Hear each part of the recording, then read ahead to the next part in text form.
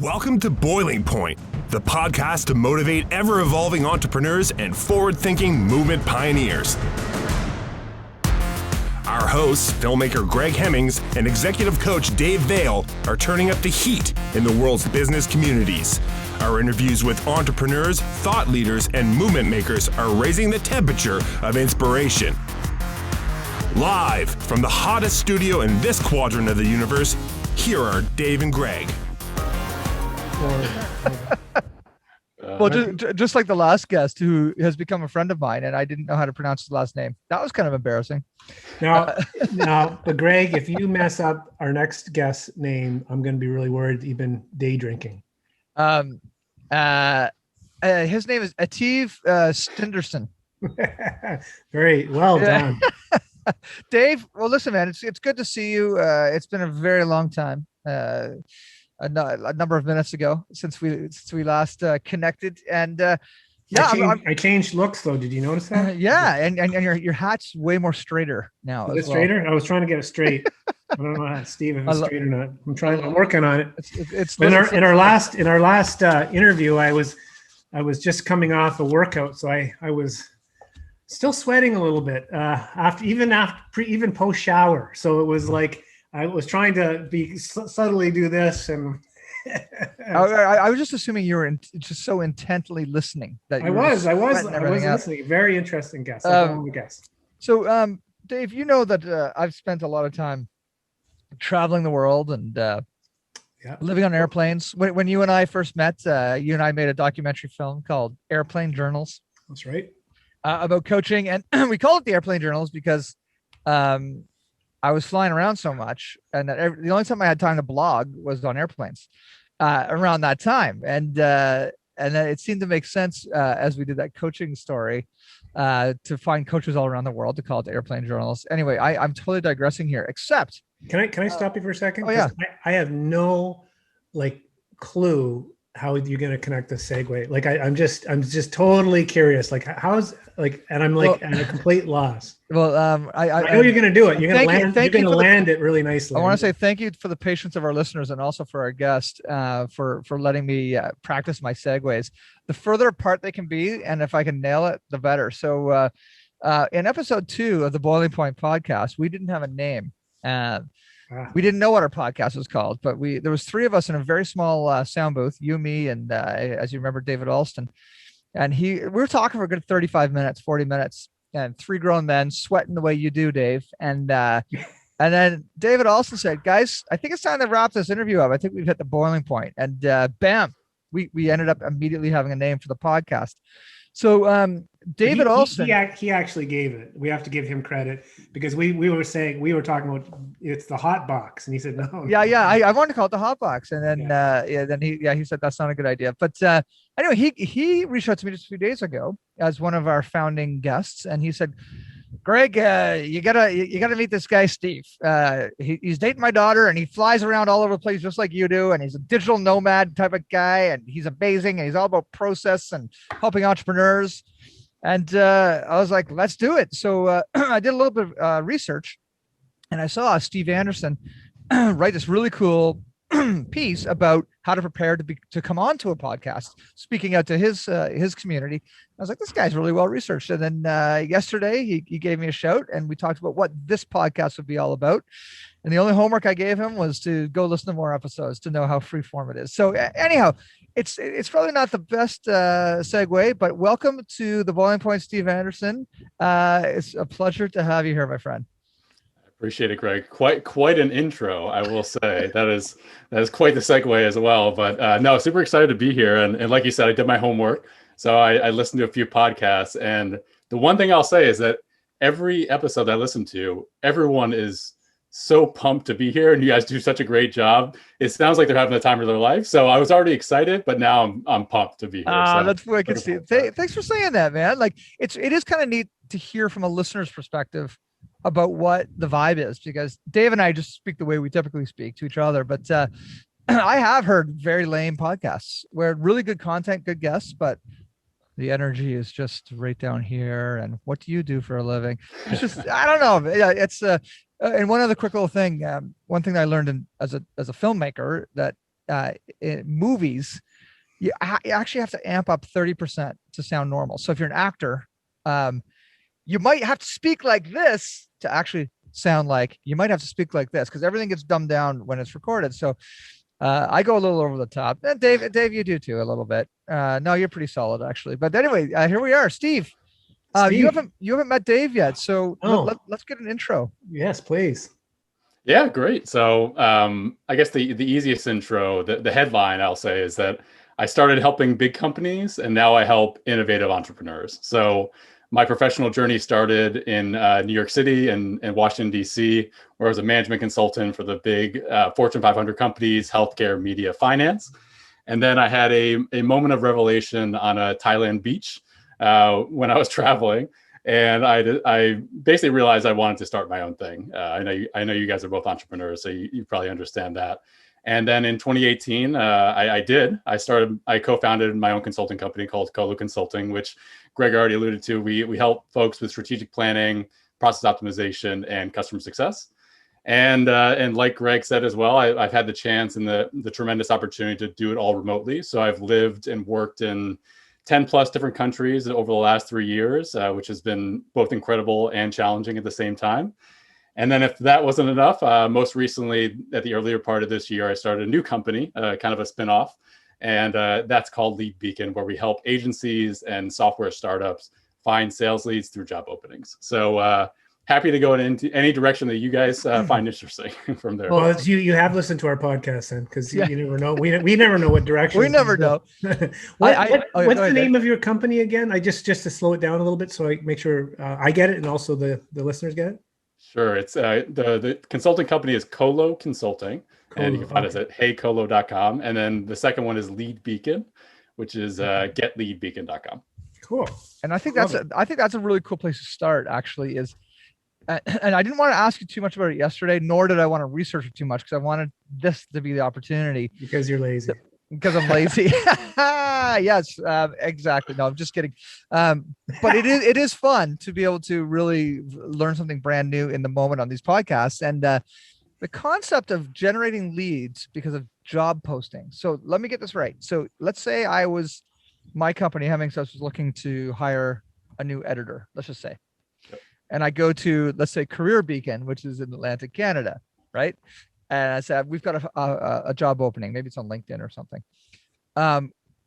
You have a system or a way that could convert into sales leads.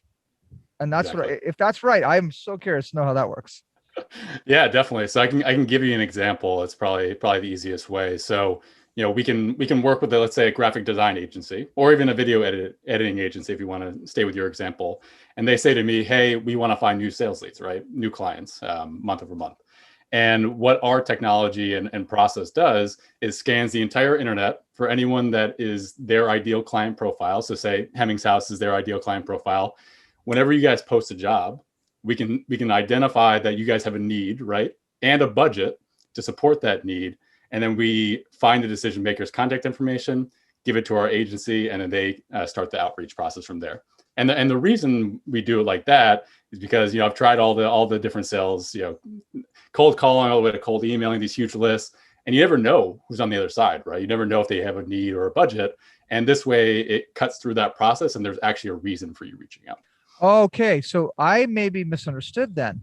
So I was picturing me as the client. Hemmings House is the client, and I want to find leads by me posting a job. But what you're saying is Hemmings House wants to find a client. Let's find out who is hiring, because that qualifies in a few different ways. Is that exactly? You got it. That makes sense to me now. and I was trying to figure out. I knew there was a magic sauce there, but that's really cool. Dave, have you heard of such a thing like this? Yeah, I actually have. I know of a company. Well, my brother has a company. They do legal headhunting, and they've been able. My brother will actually call in based on a certain avatar putting an ad out, and it's a little bit of a twist on that. I'm just trying to think. I'm like, for some reason it's eluding me, because or he sees them. You know what? you know what, I'm lying. He's actually seeing what they're doing, and if they're going public, if they're changing, he knows there'll be a need for general counsel, and he calls them and creates at least. So it's kind of a spin-off what you're saying, but I just always thought that was a good way because like I just think it's creative, right? And because to your point, you have the budget, they have a need, and then now the organization has to sell them on why you'd want to outsource this versus bring it in-house. Would that be the idea, Steve? Yep. Same idea. So, some people use funding rounds as a potential beacon, if you will. Okay, maybe that's it. Yeah. Pardon the pun. But yeah, it's just another beacon to say, hey, there's a need here, there's a budget, and that's the way we've identified it. And it came from a scratch your own itch. So I use it for my own agency. When COVID hit, half of my clients either canceled their contracts or, kind of fell off, from there. So I needed a way to find, reliable sales leads that had those needs and budget. And that's the way I put it together for myself. And then at the end of the year, I was like, I'm probably not the only person in the world that could use this. Let's spin it off and see if this is valuable. Oh, Steve, I love that, man. Like, it's funny. Like I've been building my business for, close to 20 years now, not Hemmings House, but in this journey. And I'm a very creative person, but I always kick myself a little bit and challenge my creativity because I know there's a million different challenges that I've had to overcome that could have spun off as little business solutions. And I haven't identified them because I probably just stubbornly just plow through them and figure them out. And then these little beautiful opportunities just kind of fly away. One of them was YouTube, actually. I did invent YouTube before Google. Oh, actually before YouTube did. I'll let that one go too. That was a shame. Opportunity there. Yeah, for sure. And I just love that you were able to, especially, I love the stories in the middle of COVID or at the beginning of COVID where everything gets disrupted. And that makes so much sense. Like you need to figure out which companies not only are still alive that you can go after, but which ones are actually actively hiring. And so where would most people like, is this more of a LinkedIn scraping or is it all the internet? Is it all the job posting sites? How does that work? Yeah, it's all over the place. Any place where you can post jobs, we'll look at, right? And LinkedIn, obviously, but also Indeed, any sites like that. And to your point, Greg, if someone's hiring during COVID, that there's a need there, right? Or there's at least a budget. And so that was a great way to do it. And it worked for us. And I was like, hopefully this will work for other people. So yeah, we scour everything. So how do you offer the service? Like, so if I have a coaching business, what is the process? Like, how is it service offered? Yeah, for sure. So it's a monthly subscription based on, we do a free trial to start off, make sure they see the value, make sure it's the right fit. But once we do that, we have a little bit of data. So we can say, hey, Dave, for your coaching business, it looks like we can pull in about 50 leads per month. And here's, an X price per month that you would pay to get those 50 leads every month. Obviously, it varies a little bit based on, when people post jobs and all of that, but it's a monthly subscription service based on a number of leads. Cool. Yeah. Do you have like a specific client that works or industry that works that is best suited to this? Yeah, so it's still early, right? So we're still refining a lot of things, but we found a lot of success so far in productized services. So you can think of the graphic design agencies, the video editing agencies. Right. Anytime that a service can replace a full-time hire is where we found the most success for sure. Yeah. Well, Greg, there you go.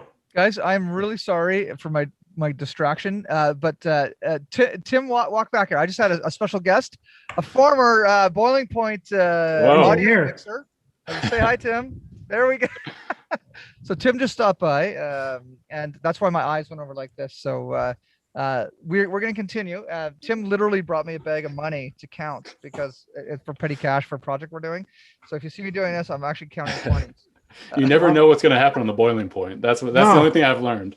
That's something you learned. Oh yeah, there's proof it's happening. So I'd like to talk to you. I'd like to talk a little bit about being a digital nomad.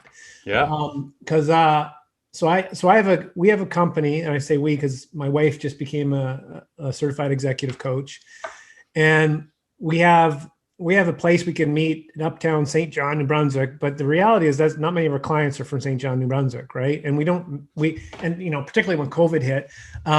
But pre-pandemic, the goal and what a real attraction was like, I love the service, but I like the kind of remote nature of it and the idea that you literally can work from anywhere. And our whole back end financial management system. Everything is online, in the cloud, I should say.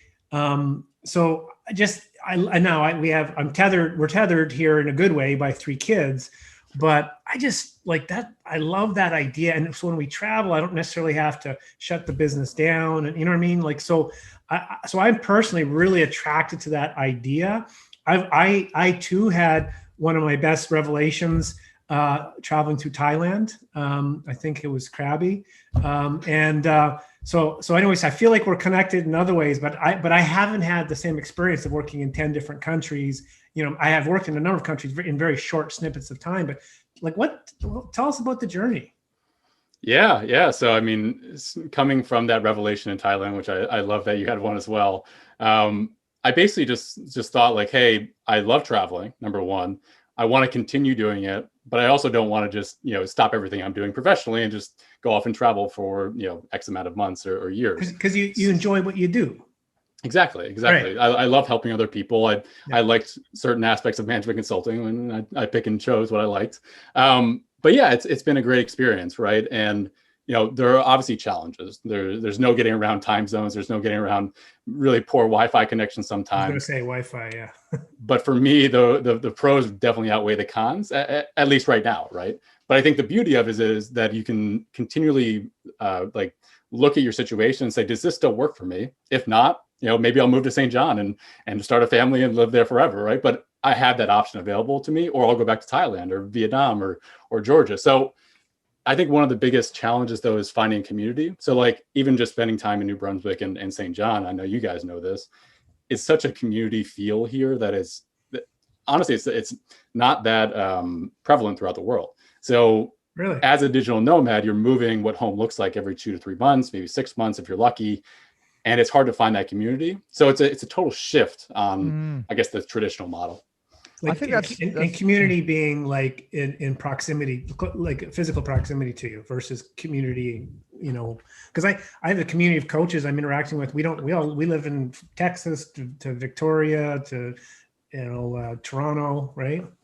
It just speaks to the power of a networked community as well. Like, like I worked on cruise ships when I was younger, and your community changed every week. You're saying goodbye to your friends, and new friends come on, and you just get used to getting really close to people that you're going to say goodbye to really soon. And that's similar lifestyle, right? And but to be able to create relationship bonds by standing still for a little bit, like you guys have forced to be, Steve, they can become lifetime relationships. So during those seasons of travel, and I think what I'm getting at is your ability to be a digital nomad or find digital independence, even if you stay in one spot, and having that glue of community is really powerful. Absolutely. Yeah. And later on today, we're interviewing Glenn Hicks about his digital nomadery as well. And it's really cool. I wonder how much of this digital independence movement has kind of enforced upon people since the pandemic.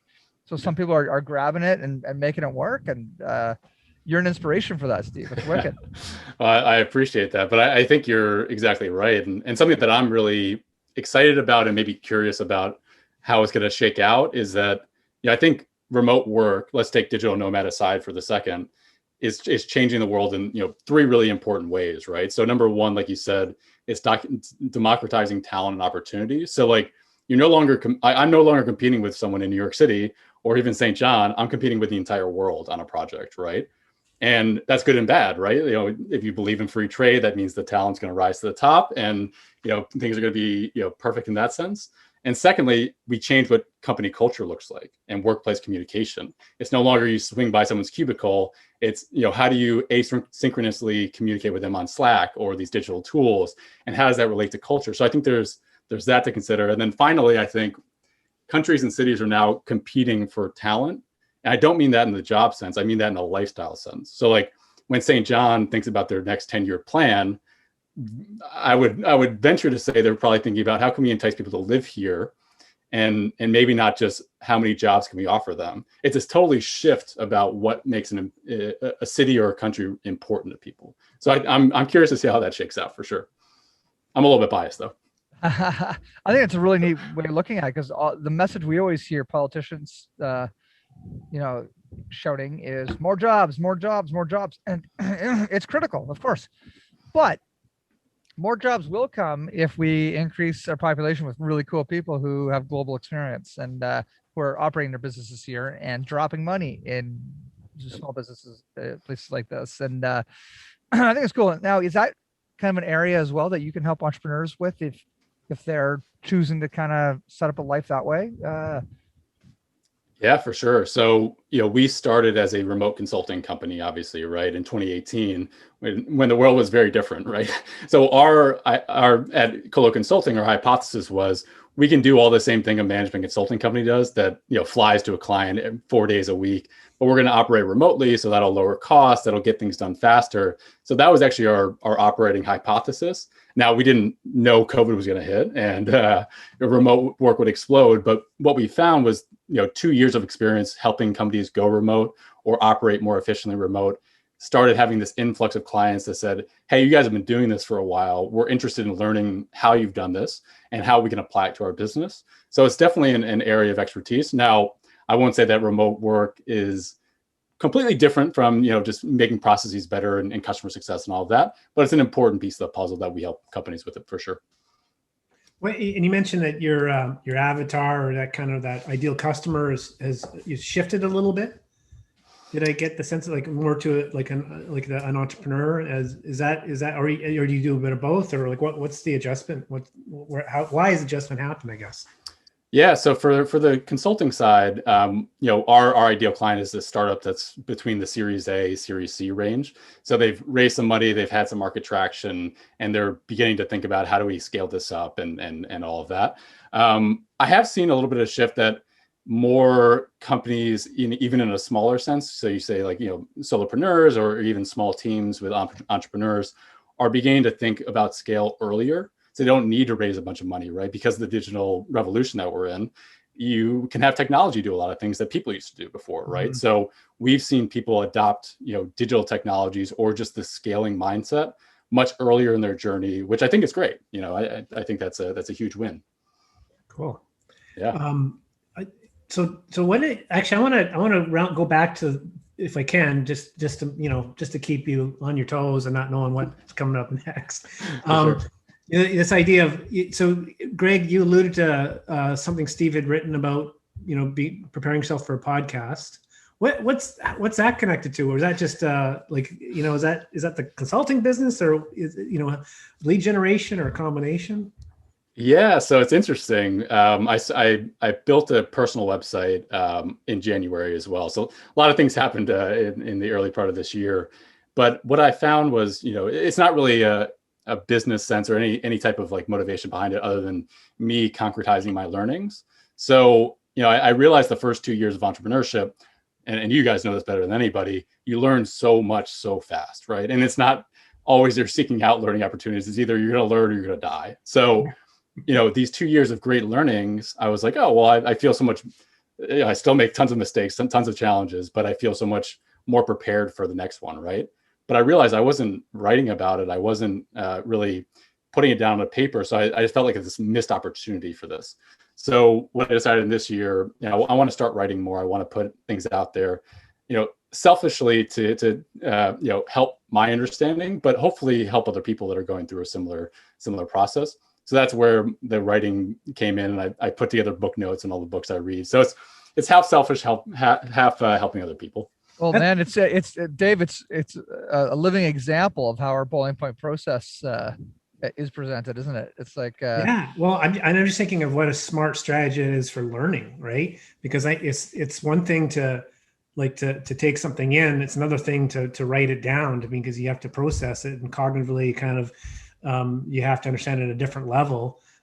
Just like the best learning I do is when I deliver a workshop on a particular topic that I know a little bit about before, and I do the research, and then I got to present it back, and because there's someone, I don't know who said it, but if you can't explain something simply, you probably don't know it. And there's some, at least in my case, some real truth to that, because My wife's really good at saying that. She'll say, well, explain that to me again. She goes, I don't think you really understand because you're not explaining it very well. And I'm like, yeah, and I say it louder. And it's like, no, that's still not. But that doesn't work, Dave? No, it doesn't. What about the kids? I realized, damn, I don't know this. Yeah, I got to figure this out in a way that I can explain it because I clearly don't know it. So, so what did you learn? So, what advice do you have if you put your consultant hat on for a second, Steve? Given that you've listened to some of our podcasts, what could make our podcast better? Well, you guys have actually the perfect podcast. So, you guys. No, I don't know if I'm qualified to give advice on your podcasting skills because I haven't been in your shoes. But I will say for guests, I guess I have a little bit of experience now listening to the podcast before you go on. Hopefully telling engaging stories and focusing on how you help people is the main takeaways that I took away from my experiences. And like you said too, I'm not an expert in podcast guesting. It was something that I learned a little bit about, but I didn't know much going in, right? Like, how can you know without doing it? So like you, I went and researched. I went and listened to podcasts. I thought about what makes guests interesting to me. So I guess my consulting advice to you is like, what do your favorite podcast hosts do? How do they engage with their guests? How do they prepare for guests? And I would think through those questions, but I am absolutely not qualified to give you guys advice. Well, I think you are. I think you are. Yeah. No, that's I get it. That's cool. No, well, in fact, I think we do incorporate some of that, Greg, in terms of some. I mean, there's some podcasts I love, like the one I'll use, and Greg and I were talking to someone yesterday about him doing a podcast, and I really like Revisionist History, Malcolm Gladwell's podcast.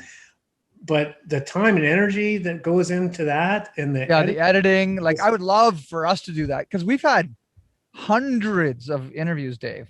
Yes, thousands. I don't know, a ton weekly for like 7 or 8 years, whatever that math is. And if we had the time and effort to edit like themes together, right? Like and put music in and some VO. I got an idea. Like Steve's building all these companies. He needs another company that can come in and do all that themes and copy and edit and this nice suite and like I'm telling you, this could be. What do you say, Steve? What do you say? I would say yes to that, but I actually have someone I'm talking to that is interested in Lead Beacon that does that exact thing. Oh, so I think I found them a lead. I don't want to step on their toes, but yes. I love it. It's perfect, right? You did find them a lead for sure. That's good. Hey, how do people find what's your personal website? Like, and how do they reach out to you if they want to do work with you and learn more about your companies?